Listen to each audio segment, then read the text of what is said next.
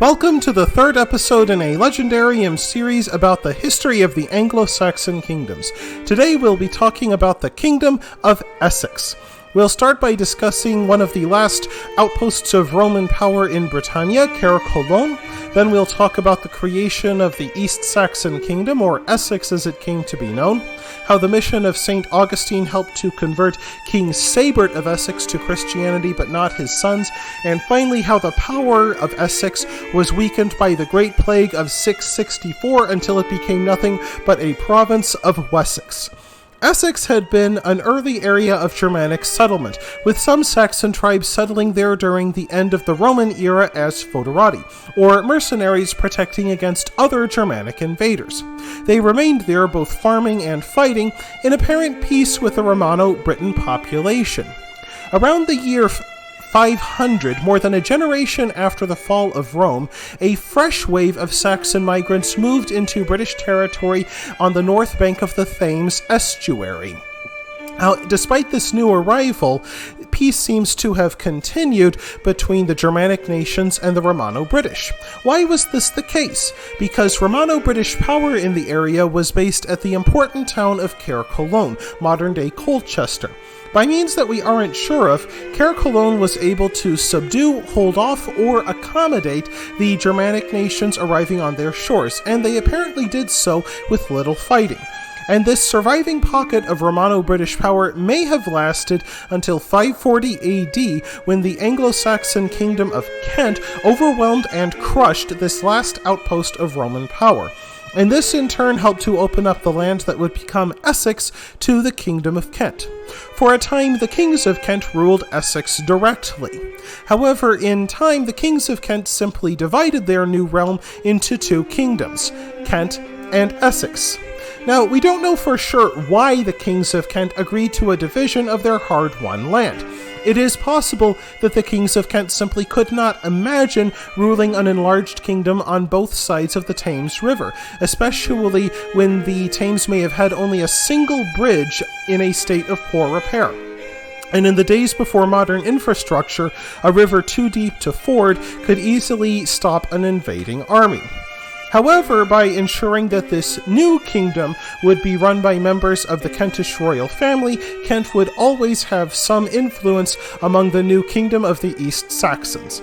And so the Kingdom of Essex was founded around the year 540 by Saxon settlers north of the Thames estuary. And considering their links to the Kingdom of Kent, it's not surprising that the reputed founder of Essex was Menric, listed as being a man of Kent. His dynasty claimed descent not from Woden, as the other Anglo-Saxon dynasties did, but from an obscure Saxon deity called Sexnot, which implies that these East Saxons came from much further south than their counterparts.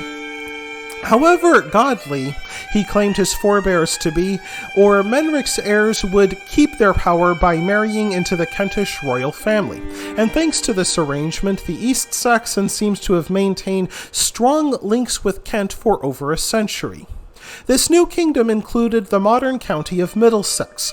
Most of the new settlers were likely continental Saxons, and the Kingdom of Essex enjoyed natural frontiers, with heavily wooded country along the kingdom's northern border.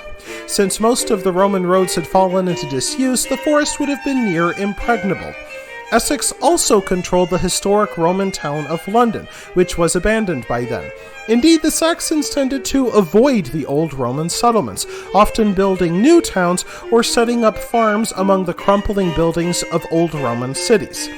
Now, one puzzle presented to archaeologists about Essex during the post-Roman era is the scarcity of artifacts and pagan cemeteries outside the key Saxon settlement at Mucking. This could potentially be explained by the fact that the Germanic arrivals made up a ruling class and weren't much given to mixing with the Romano-British peasants who toiled their land. And while the Romano-British gradually abandoned Brythonic in favor of the Anglo-Saxon language that we call Old English, a deep religious divide remained between the Britons, who were Christian, and their Saxon overlords, who were pagan. Indeed, the Anglo-Saxons called November Blod Monath, or Blood Month, After feasts and ceremonies at the end of October, the Anglo-Saxons sacrificed cattle, sheep, and goats to Thor, Woden, and Sexnut. And they tended to sacrifice old and sick animals to minimize their losses, and then afterwards used their skins to make clothes. These bloody rituals might be part of the reason why St. Augustine likely dreaded going to England. Like other European missionaries, he saw England as a wild and semi-pagan place compared to the continent. Nonetheless, in AD 597, St. Augustine arrived in Kent and was welcomed by Lady Bertha of Kent, herself of Frankish birth and a devout Christian who was in direct correspondence with Pope Gregory in Rome. And together, St. Augustine and Lady Bertha converted King Ethelbert to Christianity, making him the first Anglo-Saxon king to do so. Ethelbert likely did so to curry favor with the Merovingian rulers of France, and King Saebert of Essex likely did so for similar reasons. Around the year 600, King Saebert was baptized by the Bishop Meletius, and King Saebert would rule for another 16 years until he was entombed at Prittlewell. Prittlewell is a significant Anglo-Saxon site in Essex, not as famous as Sutton Hoo, but it's still filled with expensive grave goods made both in England and imported from the continent. This tomb also tells us something about the ongoing divide between Christian and pagan within Essex. Christian items are placed inside the tombs, among them 2 Byzantine crosses placed on the ice, perhaps laid there by Meletius himself. It's worth noting that Byzantine artwork was considered to be high fashion among the aristocrats of Northern Europe, even as far north as Merovingian France and Anglo-Saxon England. But while Byzantine Christian art dominates the inside of the tomb, pagan grave goods are placed outside. This suggests that the sons of Saebert respected their father's wishes for a Christian burial, but wished to present a pagan facade to the mourners. And while they respected their father's wishes for a Christian burial, they did not respect their father's religion. Saebert's 3 sons, Sexred, Sayward, and Seixbald, formed a ruling council. In Anglo-Saxon England, rule by co-kings or even royal councils was fairly common. And the 3 brothers agreed upon one thing: Christianity had to go. Meletius, the Bishop of London, was forced to flee to Merovingian France, and the churches were closed down. Obviously, the Christians of Essex found this a horrifying and lamentable situation, so when all 3 royal brothers were killed in war against the King of Wessex in 623, they no doubt saw it as the judgment of God.